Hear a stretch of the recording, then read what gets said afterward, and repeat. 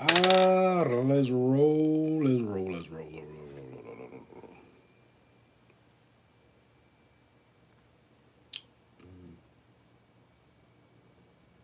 Okay. Do not assume that those white people who fight and or kill one another are not racist, white supremacists. Explanation. Some some white people who some white people who practice racism, white supremacy, sometimes have great disagreements about how white supremacy should and should not be practiced. When white people who practice white supremacy have great disagreements among themselves about about how white supremacy should or should not be practiced, they sometimes fight and or kill each other on a massive scale. It is, however, incorrect to think that these fights are major wars. They are, in truth, small and large battles. Battles are small wars that are part of a major war. In the known universe, there is only one major war, and that war is called the race war. Those white people who practice racism against the non white people of the known universe sometimes fight major battles among themselves at the same time that they are conducting the race war against non white people. The reason is that some white supremacists seek to gain more benefits from the practice of white supremacy than other white supremacists. Any battles that take place between the white supremacists during the race war to maintain white supremacy is always conducted in such a manner as to ensure that non-white people remain subject to white supremacy before, during, and after the battles. The white people who die as a result of conflicts between white people about the best ways to practice white supremacy racism are regarded by the white supremacists as white sacrifices and or as necessary losses. Always remember that in their desire to practice white supremacy in a better or different way, some white people are willing to kill other white people. Some benefits to the system of white supremacy, racism, through some benefits to the system of white supremacy racism through the use of through the six major racist strategies for confusion. Okay, providing weapons to non-white people in situations where they are most likely to use those weapons against each other. Okay, killing non-white people after first saying that those non-white people were planning to do non-just harm to white people or to other non-white people. Poisoning animals, the air, water, land, food, etc., in the areas where selected non white people reside. Providing harmful drugs, chemicals to the non white people, and often doing so in a manner that is deceptive, sometimes under the guise of being helpful. Spreading disease, germs among the non white people, both directly and indirectly. Causing or promoting shortages among the non white people of needed food, water, shelter, medicines, transportation, the ability to protect against non-just aggression, etc. Okay. The law of compensation. Three basic steps toward racial subjugation compensation. Ask for what should be given, accept what is granted, and three, compensate for the difference between what was asked for and what was granted. Explanation. Ask for what should be given. This means that non-white people should ask the right white supremacists, racists, to reveal truth, not just facts, and to produce justice and correctness in all things at all areas. All right, so that's not it. Okay. All right.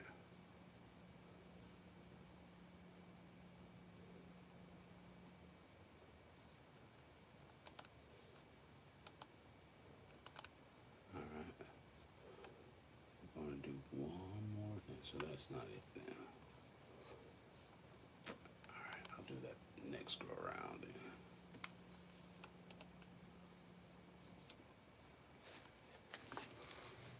What's going on with that?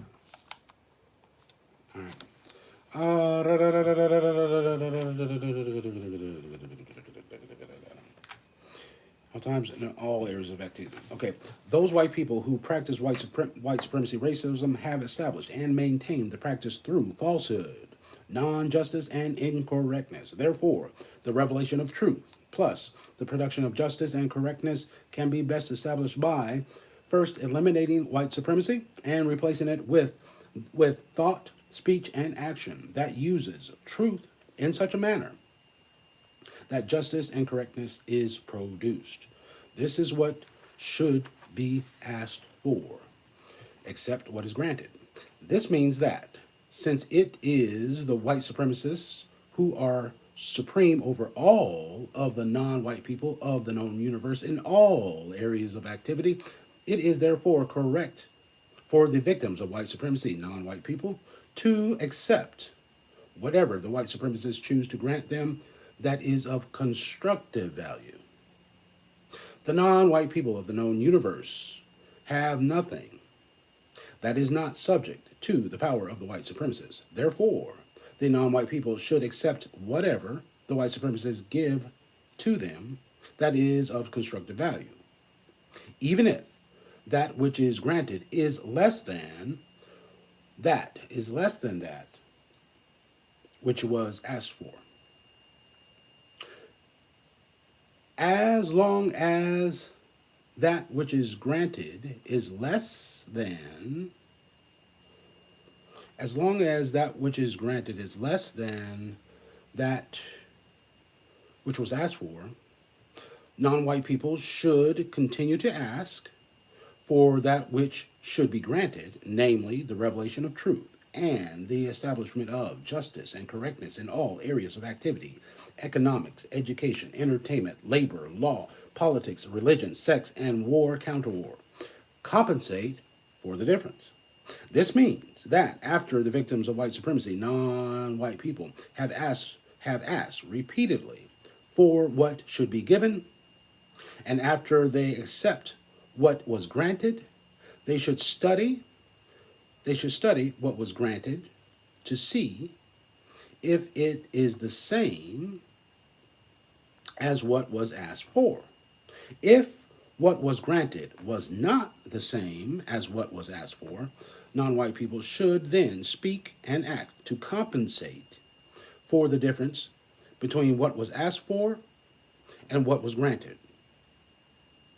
They can do this by thinking, speaking, and acting according to a code of behaviors that promotes a revelation of truth and the use of truth in such a manner that justice and correctness is produced in all areas of activities.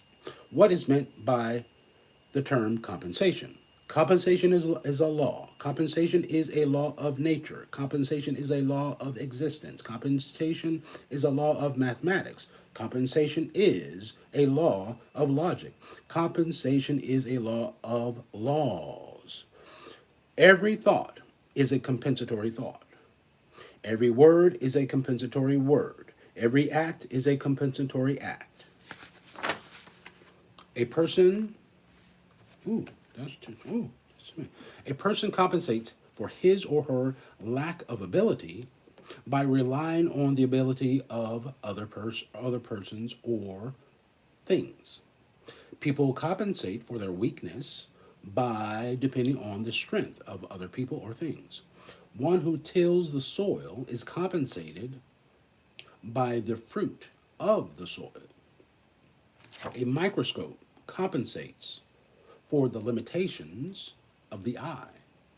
So does candlelight. So does electric light. Light compensates for dark. Dark compensates for light. Heat compensates for cold. Cold compensates for heat. Sound compensates for silence. Silence compensates for sound.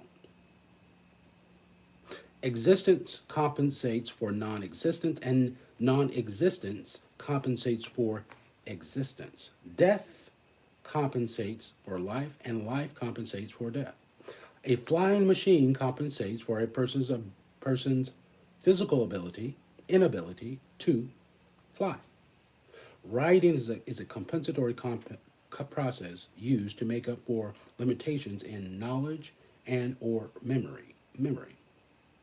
A school is a compensatory process through which compensatory thoughts, words, and or deeds are transferred between persons, plants, animals, etc. Religion is a compensatory system. Production of offspring is a compensatory act. Money is a compensatory tool. To eat is to compensate. To sleep is to compensate. To walk is to compensate. To talk is to compensate. To breathe is to compensate. To cry is to compensate. To ride is to compensate. To work is to compensate. To play is to compensate. There is no such thing as overcompensation. There is no such thing as undercompensation. There is no such thing as partial compensation. There is no such thing as degrees of compensation. Compensation either is compensation or it is not compensation. The law of compensation is applicable to all that is in the known universe. Notes. It is important to know and understand that the word compensation is, at best, a word that can be used to describe a compensatory condition that does exist and or a compensatory desire for a condition that does not exist, that does not exist, and or has never existed. The use of the word compensation may or may not promote contradiction and or confusion. For that reason, both the word and the concept of compensation, like all other words and concepts, should be used to reveal truth and produce justice and correctness. How does the law of compensation relate to color? All color, shades of color, or absence of color is neutral. There is no such thing as a right or wrong color. All known color, shades of color, or absence of color have a correct claim to existence. It is incorrect to either hate or love color, shades of color, or absence of color. The action toward and or reaction to color, shades of color, or absence of color by people is always determined by the way people see themselves in relation to all people, places, things, etc. To recognize and acknowledge the differences in color, shades of color, or absence of color in the appearance and or in the essence of people,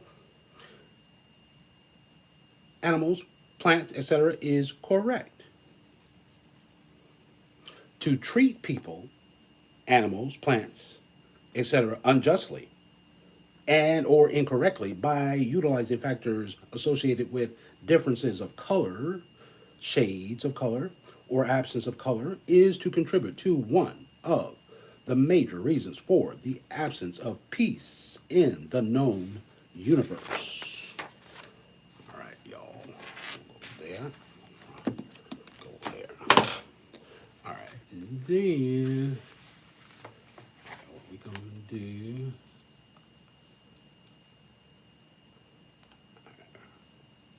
All right. So let's. All right. We're gonna close that out.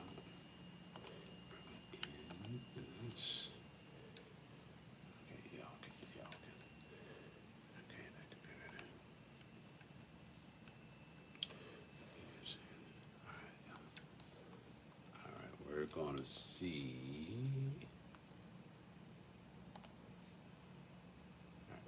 That's closed. That's on, but that's closed.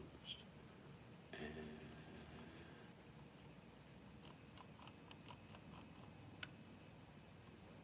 we're going to go here. Let's see if this makes any difference.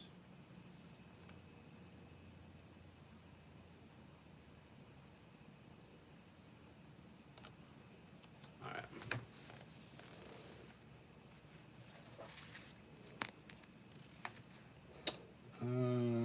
Let's see. Black exceptionality is the fundamental key to unlock the doors leading to group self empowerment.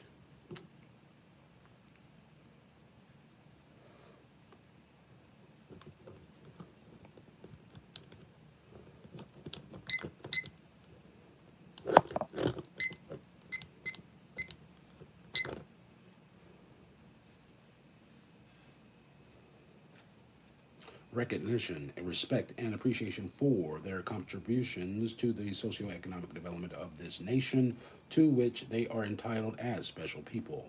They must distinguish themselves by claiming their exceptionality as Black Americans. Just as Europeans in the 1680s distinguished themselves by officially labeling themselves white Americans instead of pilgrims or Puritans, the label white distinguished them thereafter. Due to the fact that the masses of blacks in America are totally ignorant of Africa, they identify with the African American label only out of love and respect for the people residing on the African continent. In physical and genetic makeup, they are as far from being African blacks as they are from being European whites. There are enormous differences in the experiences of a black person born and raised in America versus an African born and raised on the African continent. Native blacks in America were stripped of their Africanness centuries ago when their ancestors were transported to the Americas. It was at that point that their differences began. Blacks were forced to create and fabricate a culture that blended to various African tribal backgrounds with the American culture they found here. Being enslaved in America was a very different experience than being colonized on the African continent. African blacks were not stripped of their culture, languages, families, relatives, homeland, communities, religion, and sense of peoplehood, where, on the other hand, black Americans were stripped in all respects, reduced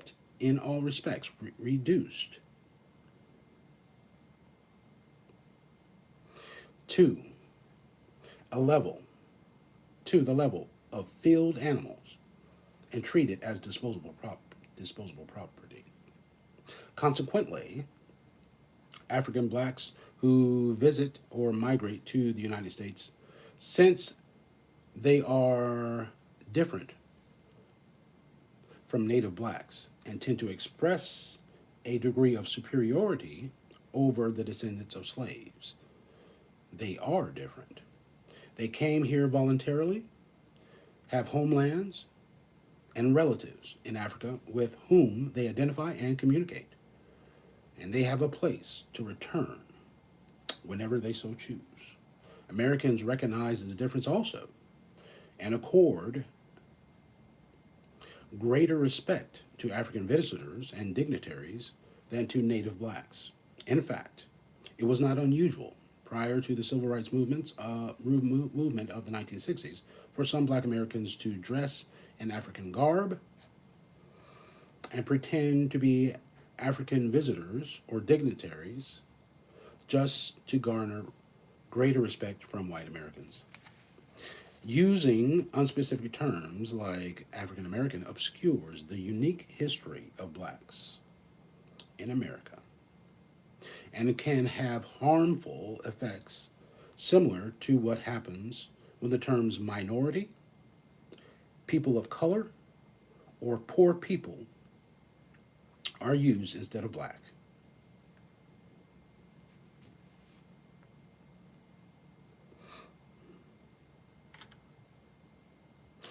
A lawsuit filed by a Pakistani who applied for the African American Banneker Scholarship at the University of Maryland in the 1990s demonstrates the folly of imprecise language. The university denied him a scholarship because recipients had to be African American. The Pakistani student filed a lawsuit charging the university with discrimination. The student's case was based on a very simple but reasonable explanation.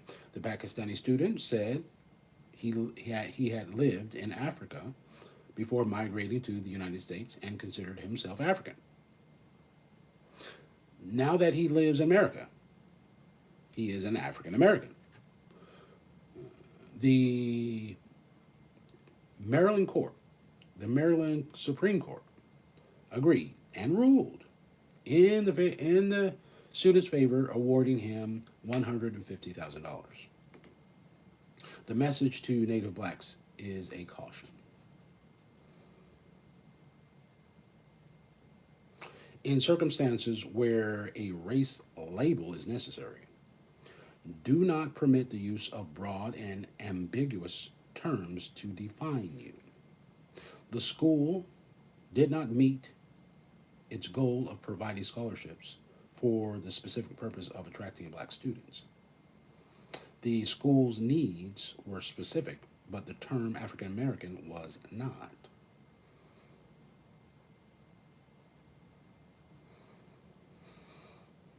It expanded the target group in an imprecise way. Had the school used the term black, the Banneker Scholarship Fund would have had an additional $150,000 to distribute toward worthy black applicants. The distinct the distinction between black and Africa America and African America. This distinction between black and African America is important. Blacks came here as Africans, but what they experienced in this country made them different. They were stripped of everything: their culture, language, religion, the right to benefit from their own labor. They were not acknowledged as human and were denied the expression of natural human longings. They could not love, protect, or plan for their families. Blacks endured these experiences all while their labor drove the economic engine that built this country. Withstanding and surviving these experiences became the badge of courage that distinguishes Native blacks from any other group in America. These experiences signify this country's indebtedness to them. There may be a difference in the terms and historical experiences, but the two groups are genetically linked. It is imperative, therefore,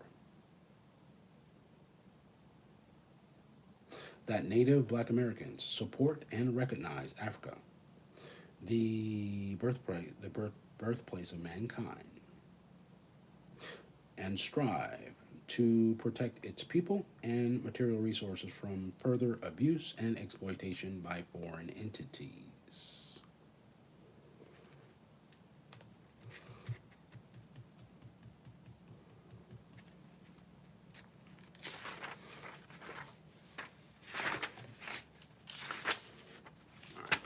All right, let's do that. Let's do this. All right. Question 10. What is racism, and can Black person, B, racist.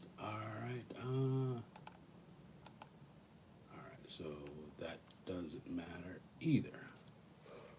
So it is the reading. All right.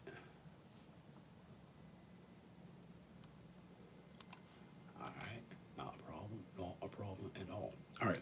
What is racism, and can a black person be racist? Racism is a group.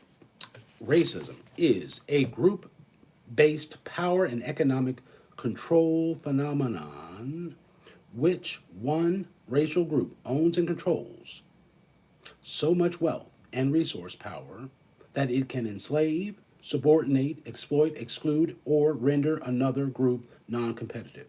The dominant racial group can make a life and make the dominant racial group can make life and death decisions for potential competitor groups. It can predetermine what the lesser powered group can own, control, its wealth, and the extent to which it will be allowed to compete. Racism is one of the most contentious and dangerous terms in the English lexicon and is overused and misapplied by laymen and scholars alike. In a society in which the policy of benign neglect is still operative against blacks, there has been an effort to equate and replace racism with classism. Class is defined by economic status, educational level, and economic and employment status and professional accomplishment. Class is fluid. Racism against blacks is fixed. Classism and racism are not the same. Blacks as a group cannot cross the color or race line. Religious, gender, ethnic, or cultural groups are not the victims of racism, but of classism. The power and economic control phenomenon of racism is non applicable to them because classes are subcategories of the larger society and generally they participated in the economic enrichment from black enslavement. Further, classes are open and fluid and promote the right to compete for equality. Racism came into existence on the eve of the Civil War after all the resources had been distributed to European whites. The practice of racism was originally designed to deny blacks the right to compete, to be equal, and to become a class.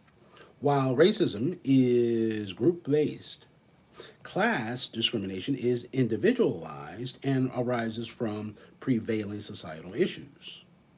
For instance, when Arabs were profiled and connected to terrorism, it is discrimination, but it is not racism. When Hispanics are profiled and associated with illegal immigration, it is not racism, but discrimination arising out of contemporary social issues.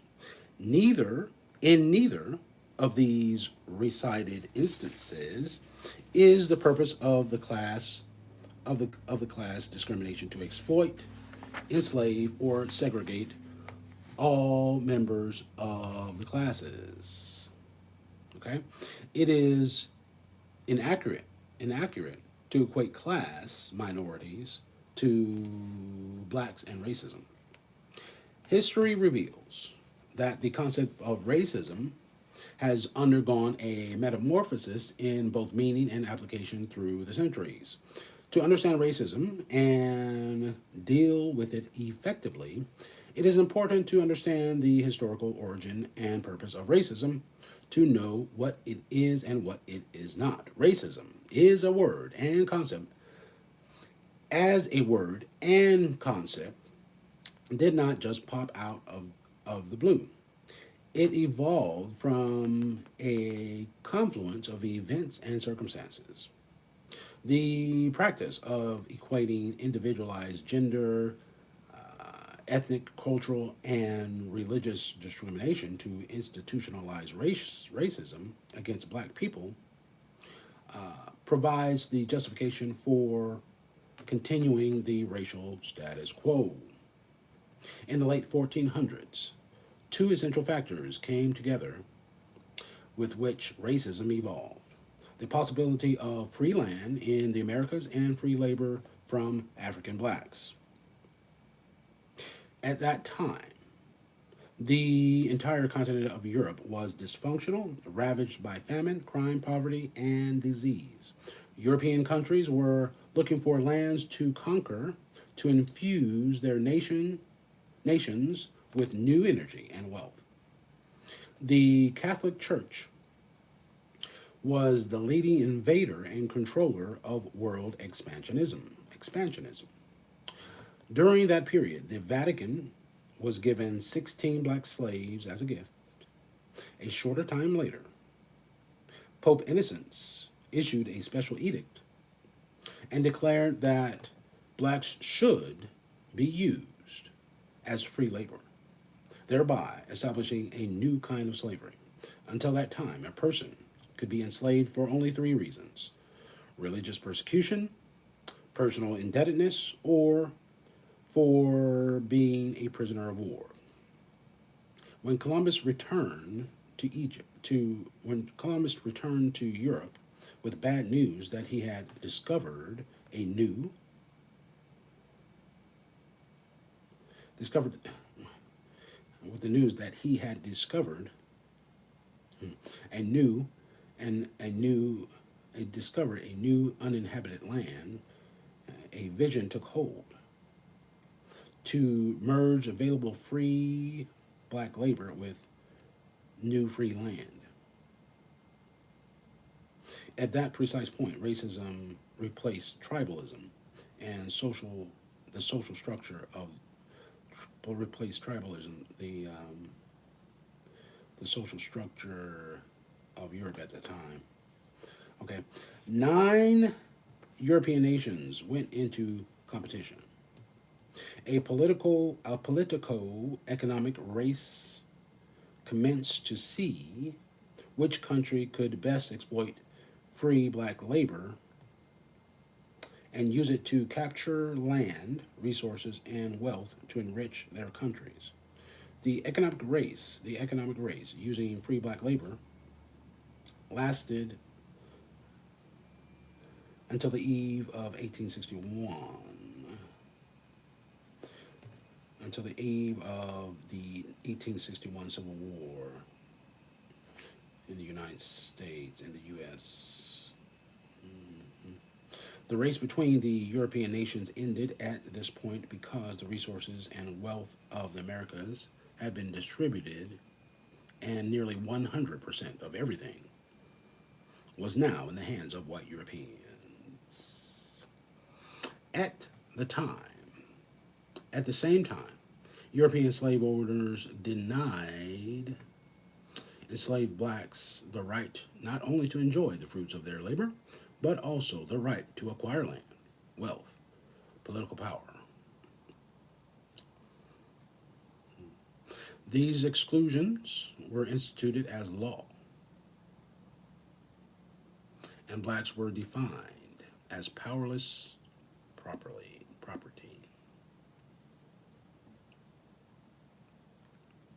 The founding fathers rigged the race. They crafted a social construct that locked blacks into a constitutional underclass status, and white society as a group remains opposed to corrective redistribution of wealth, power, and resources to black Americans. After all the resources had been distributed to whites,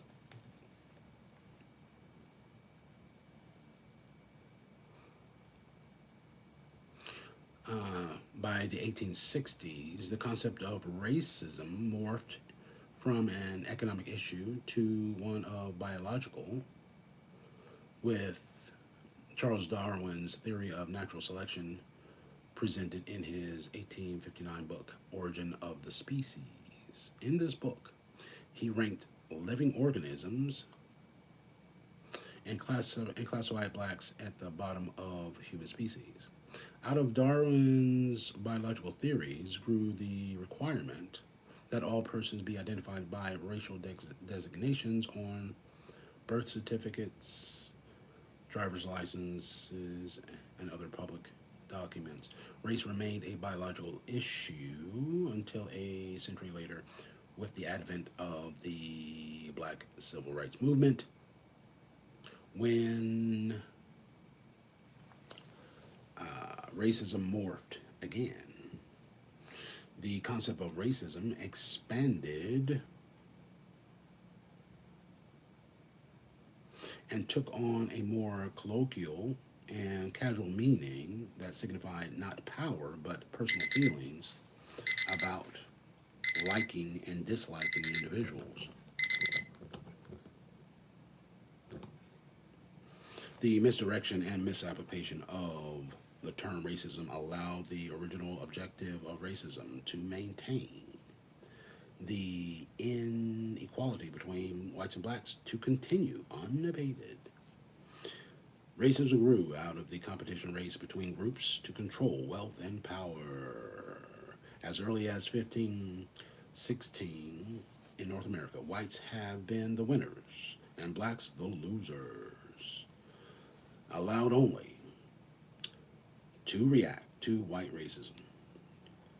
Blacks do not have power or wealth. It is therefore not possible for them to be racist. Roger that. All right, y'all. Let's go. Let's go. Let's go. Let's go. Let's go. Let's go. Let's go. Let's go. Let's go. Let's go. Let's go. Let's go. Let's go. All right, y'all. Not approved. Not approved. Not approved. Yeah. Whatever. Whatever. Hey, Brandy. Espero que estés bien.